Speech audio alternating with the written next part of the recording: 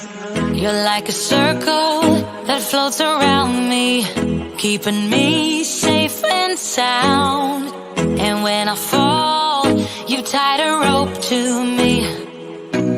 You're blessing me every day. I was down with an illusion, like a sparrow with broken wings, but now I shine with your reflection on me. Hi, everyone. Welcome to Inclusion Unscripted. If it's Friday at 2 o'clock, you know that you're tuned in to Inclusion Unscripted. We want to ask a bold question today. Who are our allies? Who are the people who we can call our allies? And if you're an ally, are you giving lip service to allyship? See, what I know is allyship is more than the word diversity. Allyship is more than saying, I'm an ally for diverse people. Allyship is the actions that you take as you empower me, your ally. The challenge for people of color is we can't often figure out who our allies really are. Who are you, Mr. or Miss Ally? And should I trust you to be my ally? But here's the big question about allyship. When I'm not in the room, when I'm not standing there, when you're not face to face with me, are you still my ally? Does your allyship wane and move away when I'm no longer in the room and you don't have to confront me or confront my presence? That's the question today. So, thank you for joining us on Inclusion Unscripted. My name is Margaret Spence, and I am the host of this show every Friday at 2 p.m. live on LinkedIn, Facebook, and YouTube.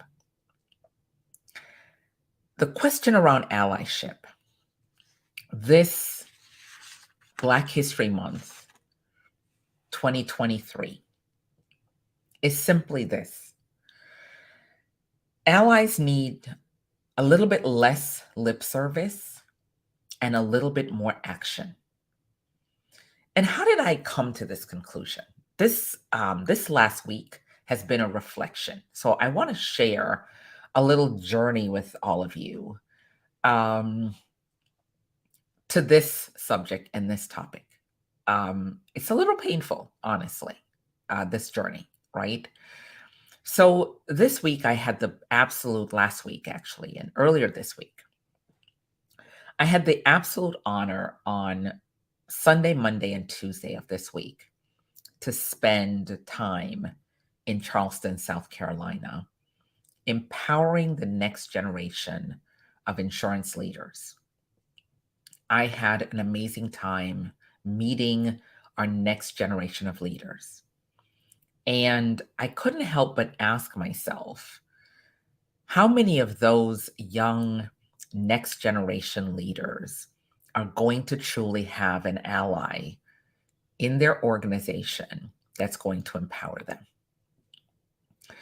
And then after my amazing keynote speech and my empowerment of the group and my saying to them, you are what's possible for us, for the next generation. You are who we need in the room as the next generation. I took a walk with a group of other folks through the city of Charleston. To tell you that I've never wanted to go to Charleston is an understatement. Never wanted to go to Charleston. It was never a city that was on my places to go. I think of all the places in the United States that I would have wanted to walk, Charleston was not the place that I wanted to walk. To me, the city was painful. I had never been there, but I could imagine that it was painful. I could imagine that The cobblestone streets would be lined with the memory of my ancestors. And so when I got asked to go to Charleston, I struggled with that city. And I agreed to go because I felt that the message I needed to give was more important than the overpowering I felt the city would have for me. So I went and I delivered the speech. And then I went to walk in Charleston. And as I walked in Charleston, I walked through a city that for me meant the erasure of my history. It meant the erasure of my history. It meant a city that took an eraser to my history as a person of color. It didn't matter where the slave ship landed that had my family on it, right? Because we don't know if part of the family came to Charleston and part ended up in Jamaica. We don't know this. So some of us could be smug and say, I'm from Jamaica. I had a different experience. No, you didn't. You didn't have a different experience. You had the same experience. You were snatched out of Africa, brought to the New World, and freaking enslaved and worked to build this modern empire. But I think what got to me even more, and when I reflected and I came back and I called one of my best friends, and she happened to be Jewish, and I said to her, would we have allowed Auschwitz to be gentrified? Would we have allowed the concentration camps to be gentrified and for people to walk through that area, given the genocide that occurred there? Would we have allowed them to walk through that place as if nothing happened? Or would we be honoring the history and even the pain of what occurred there? Or would we have our pedigree dogs and be walking through the town like nothing happened? And then as we walked through this town that is laden with Black blood, a wonderful little white woman came up to us with her dog and asked us if we were lost. The irony of this woman asking us if we were lost. In a modern day, when everyone that was walking through that city had our phones out, had the GPS talking to us, this woman had the audacity to ask us if we were lost. I struggled not to really answer her the way I wanted to answer her, which was, damn it, we've been lost our whole freaking life because of your ancestors. That's what I wanted to say to her. And this is a hard show, honestly. Today's show is a hard show. But I decided from that painful encounter, and the group of us walked past monuments to slavery. And I learned something that I didn't know.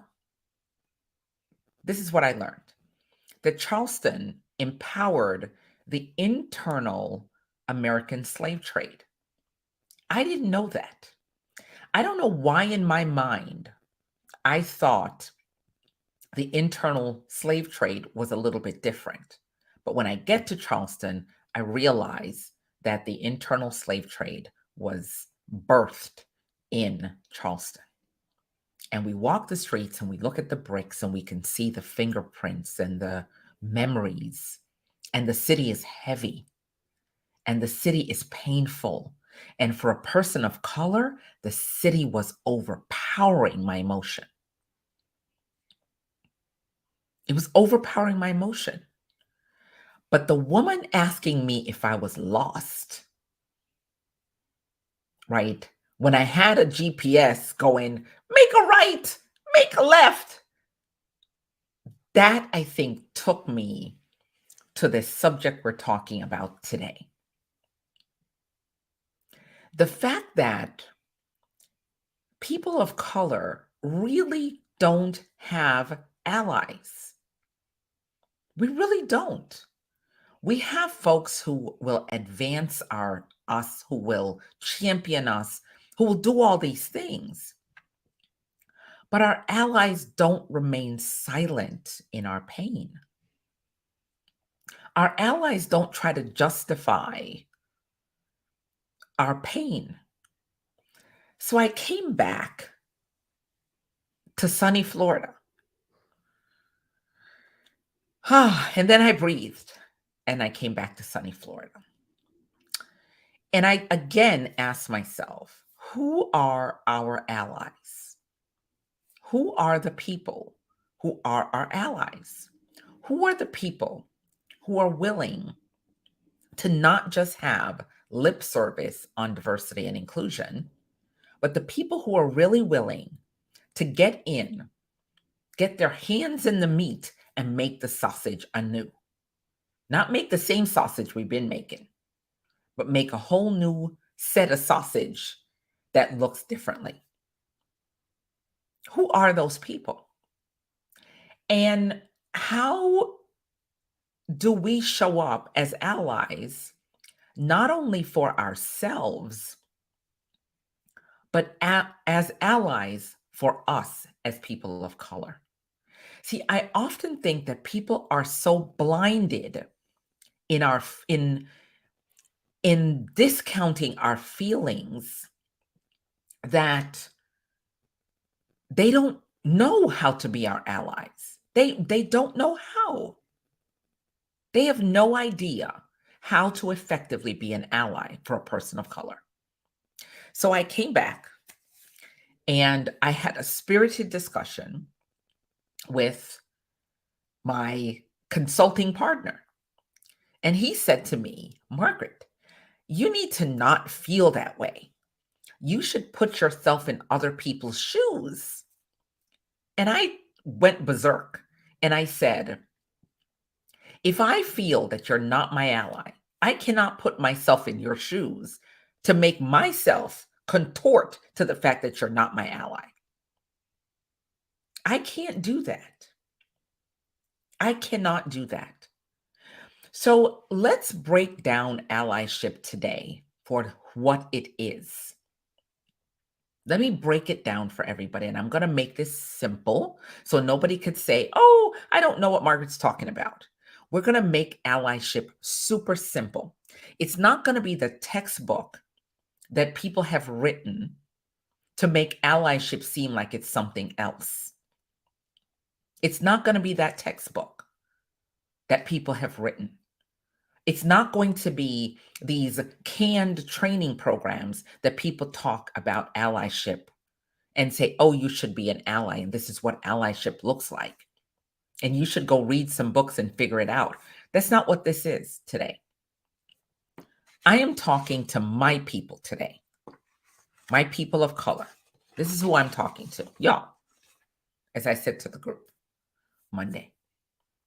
I'm talking to us because it's imperative that we are able to identify our allies on face value, and we are able to see people on face value, evaluate them on face value, and set the expectation so our hearts aren't broken when the allies that we think are our allies break our heart. You know what I love when we are working with organizations? I love to be an observer of people and their body language and how comfortable or uncomfortable they are when a topic gets discussed. What I know for a fact is that allyship requires humanity. Allyship requires humanity. What I didn't see in Charleston, South Carolina is humanity. I didn't see humanity in Charleston.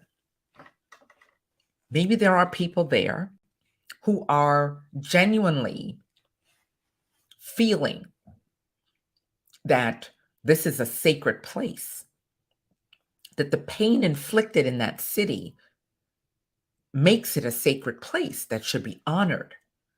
But what I saw instead were a bunch of people who pretended like the city's history didn't exist. And they could gentrify the city. They could build high rises next to the slave market, that they could, next to the mercantile, they could build a new high rise with ocean view and forget that the steps from the ocean to the building where you sold us doesn't exist anymore. It's just blended in.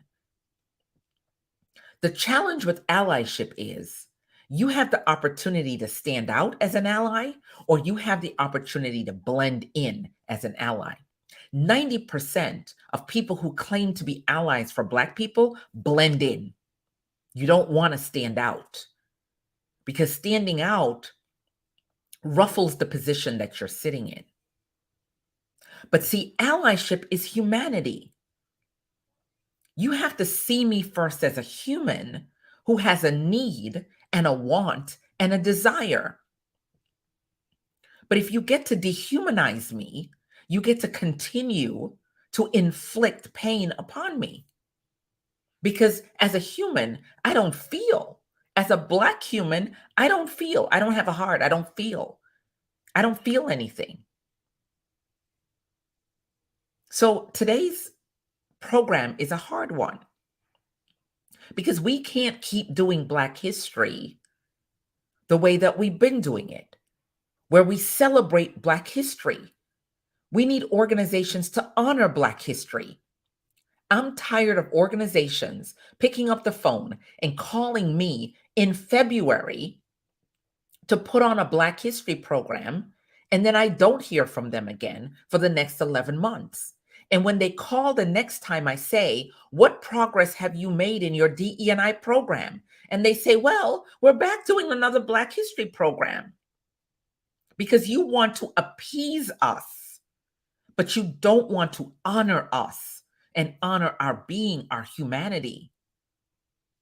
So instead of honoring our humanity, you do another kabuki dance around our humanity.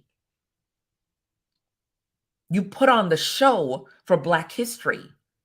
And then the rest of the year, the next 11 months, you pretend like we don't exist. But you get to come back in February and say, we're having a Black history celebration. So for 28 days, you're all pro Black history. Don't talk to me the rest of the year about Black history because I gave y'all February. I gave you February. So what else do you want, people? It's like the woman asking me in a town that robbed my ancestors of their humanity, asking me if I am lost. Asking me if I'm lost in the city that robbed my ancestors through genocide and abuse, if I'm lost. How dare you ask me if I'm lost? My whole ancestry is lost because of your ancestors.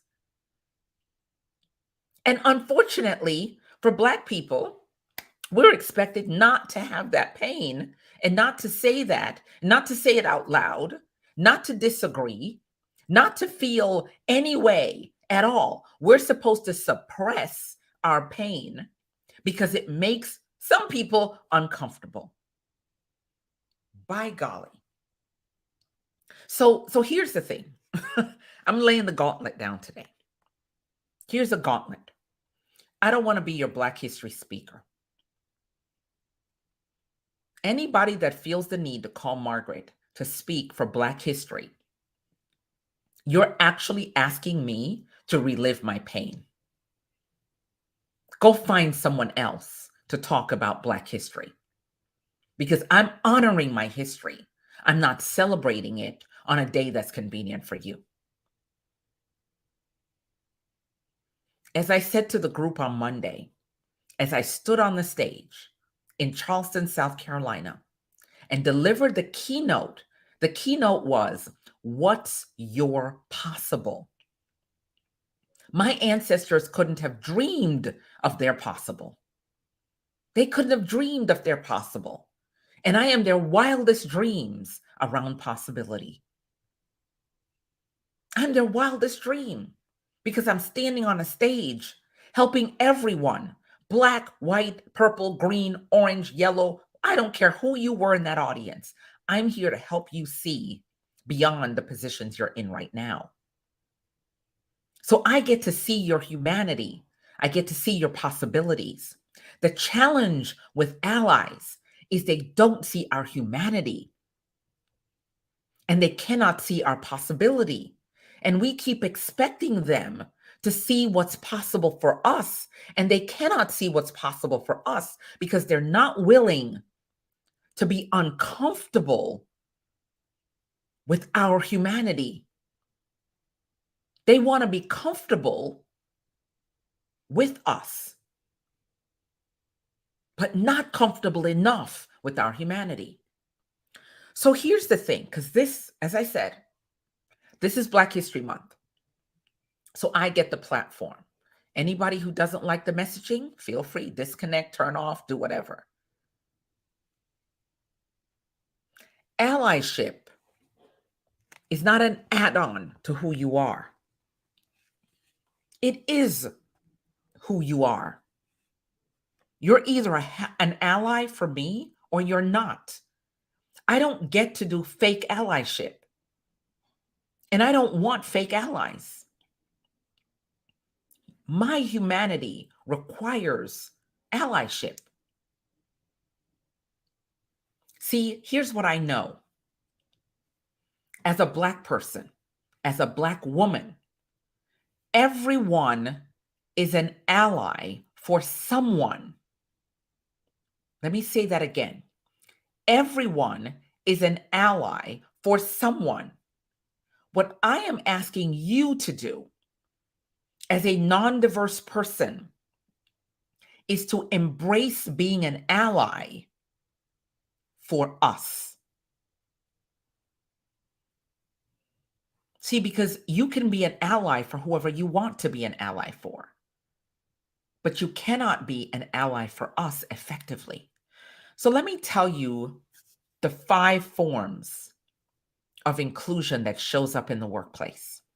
Because as people of color, we need to understand, fully understand what we are in order to evaluate the folks who want to be our allies. There are 5 types of people in this D&I realm. This is research that I have been doing for years. And I listen to the talk. And as I listen to people, I can drop them into one of these 5 categories. The first category are people who are detractors. People who do not want my humanity to be recognized. They're detractors from diversity, from inclusion, from equity, from equality, from my belonging, from my ability to thrive. They are detractors to that process. And detractors show up pretty in a cute way. Detractors show up as if they want diversity and inclusion, but they actively do everything in their power to sabotage it. They do everything in their power to roll it back. So they show up and they say, yes, I want that diversity and inclusion program. I want to have more Black people and brown people and Hispanic people and Asian people on my team. But when they get presented with a slate of candidates, they pick the same ones they've always picked before. And then they say, well, I didn't find that qualified candidate. I looked around. I dusted off that person's resume and I tried my best to make sure that they could be qualified, but somehow they just don't meet the criteria. And what we used to do is call that culture fit. The person doesn't fit our culture. But you don't even have a culture that you can describe. But you use that. as a thing, right? Then there are people in your organizations, in your communities, who want the status quo, who want nothing to change. They feel that diversity and inclusion is a thing, a phase. It's going to go away. Are we still talking about that thing? Wait, there's enough. I looked around this building. There's a lot of Black people here. There's a lot of them here. There's tons of us. What? I see them. I see them all over. What are we asking for? There's Black people here, even though it's only one, but there's Black people here. There's a guy over there that's half Black. Or, oh, my neighbor is Black. Oh, I have a Black friend. Right? So they want the status quo. So we have status quo people who want the status quo. And then we have people who are persuadable, who, if we talk to them on the right day, they shake their head and they say, yep, I want diversity and inclusion. I want more Black people in our organization. I want to support that policy. I want all of that. And then you leave and they go talk to the status quo people. They have a whole discussion with the status quo people. And the status quo people say, no, you don't. You don't want this, because this is what's going to happen to you if you want this. So far, I'm on 3 types of people in the organization. Let me say them again. Detractors who will actively work against diversity and inclusion. They will undermine it at every cost. They will drown it in the bathtub because that is their goal. We got a bunch of that going on here in Florida, who want to drown diversity in the bathtub. And we got a lot of diverse people who are okay with them drowning the diversity program in the bathtub, because we're afraid to speak up too, because we don't know how to be allies for each other, for ourselves, for our own cause. Then there are the status quo people who want the status to stay the way it is. They do not want to see any change happen, but they show up as allies. There are persuadables who will shake their head and say, yep, I agree. Diversity and inclusion is important. They're going to give you the lip service on diversity and inclusion. And we're going to spend all of our time trying to convince these humans that our humanity is valuable. And then there are the true believers. The people who truly believe in diversity and inclusion until we ask them to do something that is hard. And then those true believers reverse to being either detractors, status quo, or persuadables. See, these are the people who take on the role of diversity and inclusion. These are the people who show up and say, I want to be your D&I leader. I want to be the D&I person. Here's something I want you all to know, because I posted this on my LinkedIn, which was a post from Tara Jane Frank. She posted it and I reposted it. 80% of the diversity and inclusion jobs that are being given out right now, where people are occupying the diversity and inclusion role, the people who are occupying that role are white women, not Black women. So there's a misconception that Black people have taken over the diversity and inclusion role. And because we've taken over the diversity and inclusion role, that everything's going to be okay. And there's some kumbaya going on, and we're singing Happy Land. And we're singing Oh Happy Day because everything's great because we are now the diversity and inclusion leader. The reality is the majority of the diversity and inclusion leaders are not people of color, because organizations still think that if they say diversity and woman in the same breath, that they are diverse. I'm going to say that again. Organizations still feel that if they say diversity and woman in the same breath, that they are diverse. And it doesn't quite work that way, because it's really easy to segregate the woman category and miss an opportunity to empower all women in an organization. So Our true believers who show up as our allies have all the trappings of believing in diversity and inclusion. They believe, you could tell, you could see them. They have all the tears. They will cry. They will say, oh my God, I truly believe in diversity and inclusion. I want to make a difference. They are our true believers. But the reality for true believers is they only believe for themselves. They don't really believe for the rest of us. See, that's the truth about the true believer category. And then we have the partners, the people who use their voice in the arena, the people who are steadfast, who are going to walk the walk with us, who are going to say, yes, we've taken 5 steps back. Yes, we have a human being who wants to eliminate diversity and inclusion education. We have a person who doesn't want to talk about diversity and inclusion at all in an entire state that is probably 50% diverse, right? And so our partners are willing to go out on a limb with us. They're willing to stand in the room where we're not in and give voice to our humanity. But many of you are feeling, because you've not truly been explained who allies are and the categories they can occupy, you're believing that your detractors are your allies. See, detractors smile in your face and stab you in the back. And then when they stab you in the back, they ask us to pull the knife out.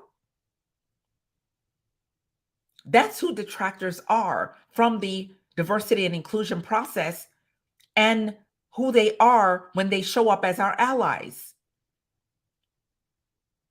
See, we have to know who the people are in our organizations and who show up in our circles and the categories they're in. See, a lot of people who are detractors join the diversity and inclusion groups. They'll join the ERG. They'll show up as an ally. They'll join diversity committees and councils as an ally. But the reality is they're there to hear what's going on so they can plot and plan a way to make it not happen. But we are still so committed as Black people to helping folks change that we do not effectively see these allies for who they are. We don't see them. We think because they show up in the room and they raise their hand and they say, I got your back, Margaret, that they really have our back, that they're not plunging the knife into our back, twisting it around and pulling it out. And then when they show us who they are, you know the adage. We need to believe them the first time, not the second, not the third, not the 10th time. We need to believe them the first time. See, allyship is not an add-on to who you are. Allyship is who you are. Humanity requires allyship. Everyone is an ally for someone. The question is, are you an effective ally for me, for my people? And I am tired of having to put the ask in the back burner. I am tired of, as my colleague said to me this week, Margaret, you need to learn to put yourself in other people's shoes more. No, I don't. That's what I said to him. I said, no, I don't. I don't need to learn to put myself in other people's shoes. I've had to put myself in other people's shoes, and I've had to wear the shoe that's 3 or 4 or 5 size too small in order to fit in and in order to not make my humanity the subject. I've had to wear the shoes that are super tight. My grandmother used to say, see me and live with me is two different things,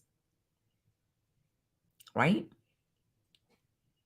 We have to understand who our allies are, and we have to ask our allies to do more.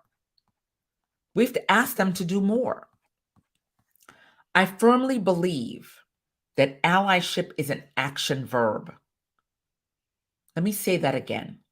Allyship is an action verb. Allyship is not a process, it is an action. If you are an ally, you take an action. You take an action to support the people who are voiceless in your organization. That's what you do. The question, do you respect my humanity enough to become my ally? That is the question. Do you respect my humanity enough to become my ally? Allyship is built on mutual respect. If you cannot respect me, then you cannot be my ally. How do you demonstrate allyship? What does this look like? It's self-awareness first. Self-awareness that if you think you are not fully present in the allyship process, that you check your own self-awareness of how you're showing up for me. Allyship builds trust. I should be able to trust you, not be worried whether you're plunging the knife in my back and then asking me to pull it out. A true ally is going to sit with me, understand my pain without questioning my pain, without asking me to contort myself to see it in some other way. I should not have to contort my mind to see something differently than I see it. So here's the thing, as a person of color, all day long, I deal with microaggressive racism. All day, every day. There's not a day that it doesn't happen. There are days when I choose not to deal with it. And there are other days when I choose to deal with it. And I choose to verbalize it. And I choose to say it. And I choose to call it out. And I choose to bring it onto this platform to air it, which is what I'm doing today. As an ally, you need to be curious. You need to be curious to understand the impact of what has happened to someone else. You need to be able to communicate beyond your needs to the broader needs of everyone, including people of color, including men and women of color. You have to be an effective ally, you have to adopt a mindset that enables you to develop and move, even when you think you want to do the status quo, that you say, let me check myself here.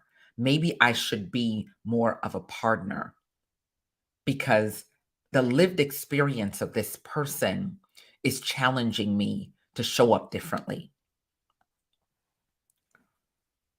Allies have to listen attentively to what we share as people of color. Don't assume you know. Don't assume that you've walked in my shoe. Don't assume that you understand. Don't assume anything about me because you know nothing about me. You know what I'm willing to share, but you don't know everything about me. No one knows everything about anyone. We have to inquire and ask thought-provoking questions about our own allyship, about the actions we want to take. We have to be willing to have open discussions that sometimes aren't comfortable as allies. We have to delegate. We have to delegate with clear guidance so that we don't say, I am putting the burden onto a person of color to help me see what I don't see. We have to not shift the burden to me as a person of color to help you be a better ally. You've got to figure out what is the action that I need to take as an ally. Because again, allyship is an action verb. It's an action verb. It requires an action. Allyship is not lip service where you say, I believe and I want to be an ally. Save it on this Black History Month 2023. I want the action verb that you're willing to do as an ally. I want to see the actions that you are willing to take as an ally. That's what I want. I want to see your action verb. I want you to recognize me. I want you to empower me. I want you to support me. I want you to protect me. I want you to elevate me. I want you to communicate for me on my behalf in a room that I'm not in. I want you to trust me. I want you to respect me. And if you can do all of that, then you can be an effective ally. If you can do all of that, then you can be an effective ally. I do not want allies anymore who want to use me as a person of color to make you feel better. I don't want you to be my friend if being my friend doesn't support me and my fellow humanity in the same way. I want the action verb of allyship, to come forward. So what I ask of you as we close our show today is this. If you want to be a true ally, figure out the action that you want to take. Figure out how you will see my humanity differently. I have the same needs and wants as any other person in this world. I want to live in harmony. I want to be respected. I want to grow in my career. I want to move forward. I want all the things that you want. My humanity is not different. My humanity is the same. What is different is how you see my humanity. What is different is how you see my humanity. What is intensely different is how you see my humanity. So I challenge all of you to make allyship an action, not a word, not lip service, but an action. Tell me the action you're going to take today and for the next days and weeks to come and years to come that's going to advance my humanity. And then, and only then, can I say I have an ally. Not before then. And I'm not willing anymore to give people a pass on allyship, because the allyship pass that we keep writing to folks, this hall pass, oh, you'll be a better ally eventually. No, you'll never be a better ally unless I challenge you to be a better ally. So I'm challenging all of you to be better allies. Show up better for us. Show up better. Show up better for us. That's what we're asking you. See my humanity and show up better for me. Use your voice, but don't just talk. Provide and build with an action. That's what it takes to be an ally. So, as I said at the beginning, this was going to be a little bit of a tough show. For all of you who join us every Friday at 2 p.m., thank you for joining. You can go to inclusionlearninglab.com and sign up for our events. We have coming up this Wednesday, we have Third Wednesday, which is an open forum for DE&I leaders. It's where we offer a free support system for those of you doing the work of DE&I. And join the Inclusion Learning Lab. If you want help with your organization, if you want help with your diversity and inclusion process, join the Inclusion Learning Lab. And so I invite all of you to come back for more next Friday at 2 p.m. And I appreciate you for showing up today. Thank you, Erin. I see you too, Erin. Thank you so much for showing up for me today. And thank you. So it's the end of our show. It went by fast. Have a wonderful weekend. I'll see you all next week. Take care. You're like a circle that floats around me, keeping me safe and sound. And when I fall, you tied a rope to me. You're blessing me every day. I was down with an illusion, like a sparrow with broken wings, but now I shine with your reflection on me. Take care, everyone. Have a great weekend. Happy Super Bowling, and onward with Black History Month 2023. Take care.